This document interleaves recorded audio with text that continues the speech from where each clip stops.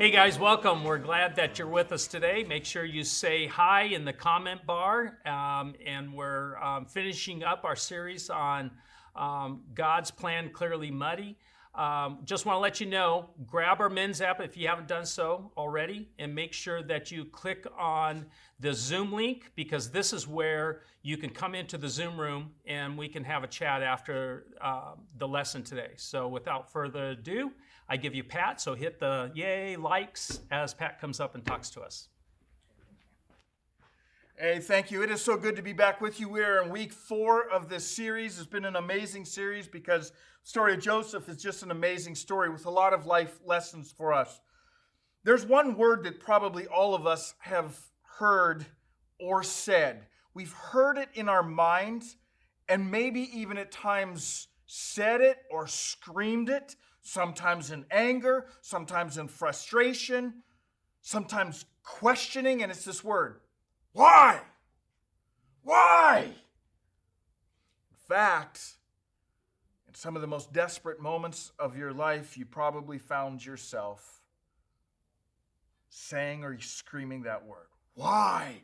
Why is this happening? Why did this happen? Why don't I have answers? Why are you doing this, God? Why aren't you answering me, God? Why?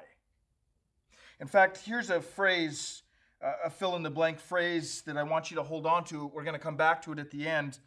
Will you live by explanations or by promises? Oh, that's such a good question. Will you live by explanations or promises? Will you live by explanations or promises? We're going to come back to that, but let me just touch on it for a moment. If you and I insist on living by explanations, man, there's going to be some disappointing times in our lives, because you know and I know that there's some times where there's just not a good explanation. But what if we live by the promises of God? So if you have your Bibles, open to Genesis chapter 50. Genesis is the very beginning of the Bible. It's the first book of the Bible. Chapter 50 is the last chapter of Genesis. You remember the 3-act structure. You'll see it up here. The 3-act structure, remember we've been working through this, that every great movie or every great story has Act 1. It's the setup. Once upon a time in a land far, far away on the other side of the world, 3,000 years ago, it sets up the story, introduces us to the characters. Then Act 2 is the main part of the story. It's conflict. A conflict is to story what sound is to music. You cannot have music without sound, nor can you have a good story without conflict. Every great movie that you've ever seen, it leaves you and I as the audience sitting there in the theater going, are they going to survive? Are they going to learn what they need to learn? It's conflict. And then you get to Act 3, it's the resolution. It wraps it up. But Act 1, remember, at the end of Act 1, you have what's called the inciting incident. The inciting incident is what launches the characters on a quest, on a journey. It changes the status quo. So the story of Joseph actually fits this 3-act structure brilliantly. Remember, we're introduced to this 17-year-old, Act 1, the 17-year-old boy in an extremely dysfunctional family. But he's the favorite son. And he's treated as the favorite son. And all the other boys know that. And so at the end of Act 1, in the earlier part of the story, after we're introduced to Joseph and this dysfunctional family, Joseph is going out to the fields where his brothers are working. Inciting incident. And some of the brothers look at him and say, hey, let's get rid of this show-off, this daddy's favorite. So at first they're talking about killing him. Remember, they end up sending him into slavery, selling him into slavery. Inciting incident. It changes the status quo. It launched all the characters on a journey, on a quest. Their lives were never the same. The brothers, Joseph, none of them. Well, Joseph ends up going there. He's sold. Just so happens that he's sold to Potiphar, one of the most powerful men there. He ends up doing his job so well that they start seeing him as this leader. Even though he's a slave, he starts seeing them as a leader. He's given power or authority over everything, but Potiphar has this sex-crazed wife who keeps coming after Joseph day after day after day, saying, come to bed with me, come to bed with me, come to bed with me. And Joseph's like, no, no, no, no, no. Remember, she ends up ripping part of his clothes off. He runs out of the room. She claims he tried to rape her, and so now he ends up going to prison. And then this becomes a pattern of Joseph's life. Remember that every time and everywhere he goes, he starts rising in leadership. And you can imagine Joseph starting to go like, okay, now those dreams I had all those years ago, now I can see how maybe they're going to make sense. Maybe they're going to come to happen. But then something bad will happen again. It happens in his life again and again. Remember, while he's in prison, he interprets some dreams. And you can imagine his step the next day. He's kind of got a hop in his step, and he's excited because he interpreted these dreams of these guys, and he says, when you get out, remember me. So he's probably thinking, oh, I'm days away from being released. But day goes by, the next day goes by, the next day goes by, weeks go by, months go by, years go by. And he remains in prison. But you remember the story then. Eventually, he's released from prison, and he goes from a prisoner to a man of power. In fact, maybe the second most powerful man in the world at that time, because Egypt was the world power. And then he's put in charge of all these things. He interprets the dream of Pharaoh. There's this big famine that hits all the lands around them. His brothers come back. He recognizes them. They don't recognize him. It's just this great story. If you missed the last few weeks, you got to go back and listen to it, or at least read the story in Genesis. But we find ourselves in Genesis chapter 50 now. He's moved his whole family. His dad now knows who he is. His brothers know who he is. He's hugged him. He said, I forgive you. They've come down to Egypt. His dad has died. He made a promise to his dad, we'll bury you in the promised land. And so the family all takes a trip up there. They bury their dad, and that's where we pick up the story in Genesis chapter 50, verse 14.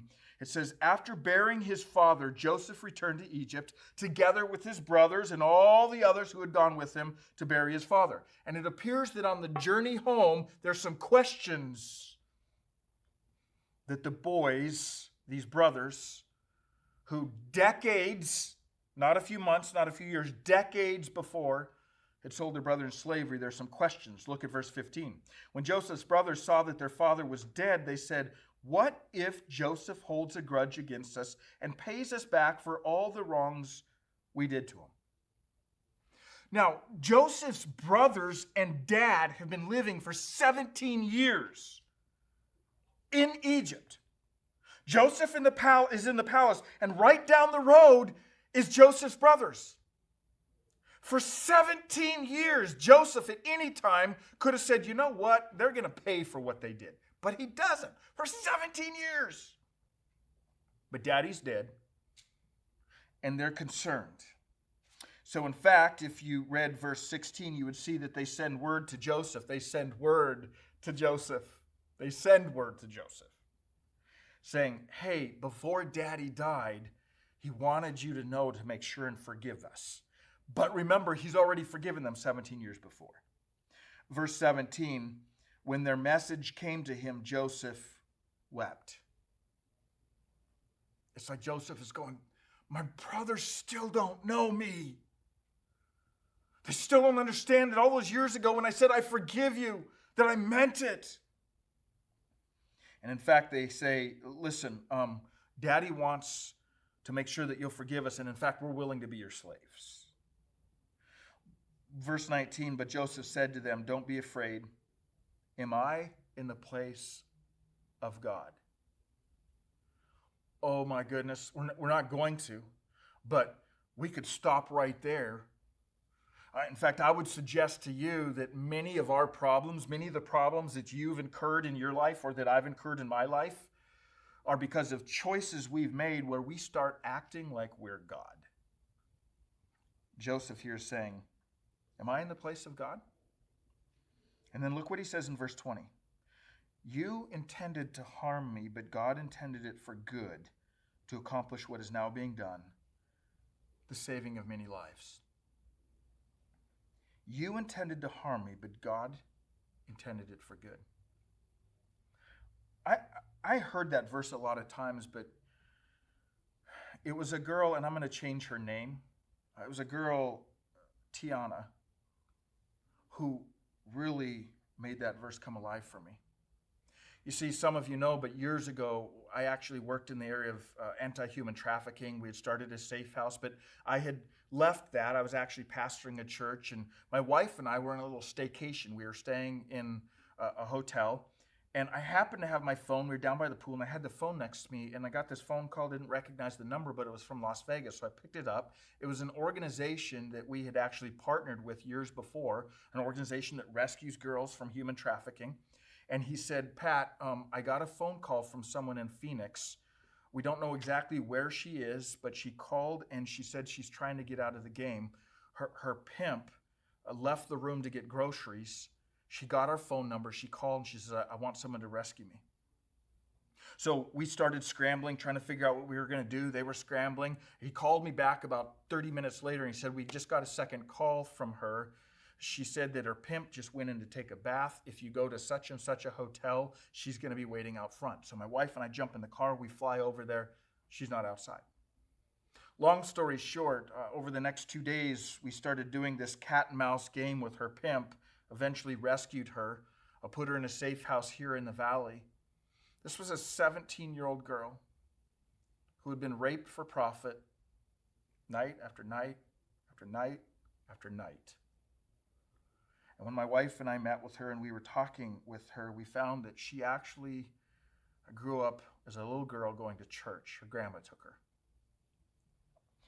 And while we were talking to her, she broke down in tears and quoted this verse. She didn't read it. She quoted it from memory.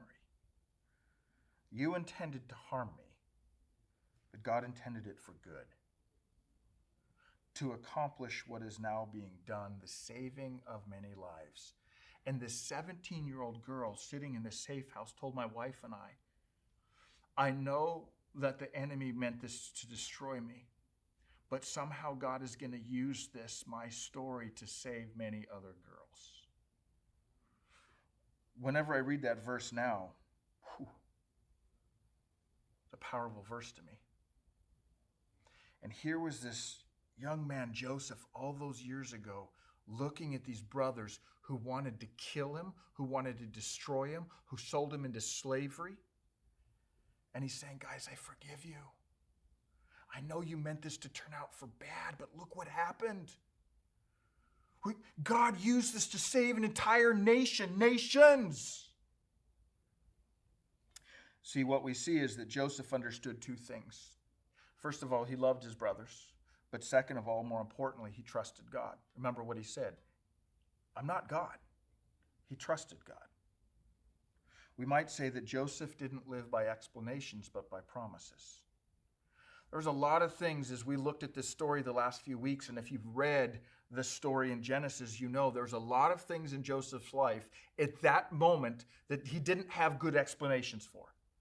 That if he would have been standing in his cell crying out to God, why? There would not have been a good explanation given. But somewhere along the line, Joseph learned that he could live by explanations, which was going to be a spiral down in the why questions, or he could live by the promises of God. He could trust God. Here's a verse that I hope you would hang on to. It was a lifeline verse for me as a young man. I grew up in a very broken home. Half of my high school years, I lived on my own. And I remember quoting this verse many times in the middle of the night, Romans 8:28. For we know that in all things, how many things? All things, for we know that in all things God works for the good of those who love him, who've been called according to his purpose. And we know. And we know. In fact, that word, it was a Greek word that was used when this was written 2,000 years ago, and it actually means by learning by instruction. And we've learned by instruction. Earlier in Romans chapter 8 is talking about the Spirit of God instructing us. So here, Paul, the guy who wrote this, he's saying, and the Spirit of God is teaching us. The Spirit of God has taught us, and we know. We know that in how many things? All things God works for the good of those who love him. All those years before, Joseph is standing here. And think of the bitterness and the anger that he could have been harboring in his life all those years. And somewhere he let go of that because he understood this truth.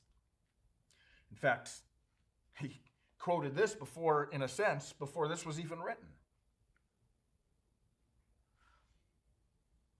The choice that you and I have then is, are we going to live by explanations or by promises? And I would encourage you to wrestle with that. Will you choose to live by explanations or by promises? And here's a promise that God gives us. And he says, you take the worst, most hopeless situation that you've gone through. And yes, some of the why questions may not be answered, but you can hang on to this promise. But this promise that says somehow, some way, someday, God will work it for good. Wow. God, thank you for your promises. Thank you for the story of Joseph that you give us, this reminder that you are a God of promises. The story of Joseph, where we can read of a man who's gone through some of the things that we've gone through, the struggles that we've gone through, those times when we maybe have cried out, why? Why? And there's no explanation. And what a reminder from Joseph's life that we can choose to live in those whys with those no explanations and spiral down into anger and bitterness, or we can hold on to your promises. That somehow, someday, some way, God, you will work it for good. We love you, Jesus. Amen. Amen. Thank you, Pat. And that could be a tough one to really grasp, of just when we're going through some difficult times in our lives, to know that God is working it for His good, especially when it doesn't feel like it's good right now for us. And so it's just a great reminder that ultimately at the end of the day, God will work it out for His good. A few announcements that I have for you before you go into the chat room. First one is that next week we begin Hot Topics. And I'm going to start it off, and it's going to be on biblical errors, at least what people think are biblical errors, such as in one book it says that there was one angel that was at the tomb of Jesus. In another book it says there was two angels. So how do we decipher those two? Seems like there's some errors in the Bible. So we're going to talk about that. We're also going to talk about and understand even how do you interpret Scripture in a correct way. And so hopefully you'll be with us next week as we go through these different topics like that. And so if you need the link, let us know in the comments. And with that said, hopefully we'll see you next week. God bless. Take care.